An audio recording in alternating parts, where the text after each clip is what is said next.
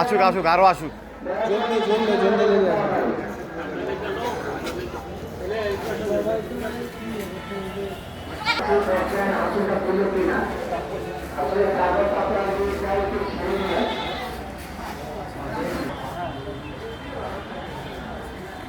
এখনও পুরোদমে বাজার জমে ওঠেনি।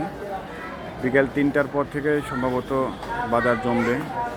তখন এই বাজারের পুরো চিত্র অর্থাৎ বাজার যে রেট সেটি পুরোভাবে বোঝা যাবে। বাজার হিসাবেই কমও নাই বেশিও নাই। এবছরের কোরবানির হাটগুলোতে প্রচুর পরিমাণ গরু ছাগলের আমদানি, কিন্তু ক্রেতার সংখ্যা নাই বললেই চলে।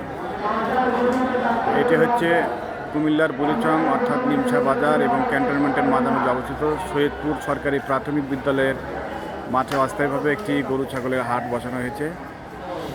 সেখানে আজকে আমি ভিডিও করে আমার দর্শককে খবর দেওয়ার জন্য এসেছি। সকলে ভালো থাকবেন। আজ এ পর্যন্তই। আসসালামু আলাইকুম ওয়া রাহমাতুল্লাহি ওয়া বারাকাতুহু।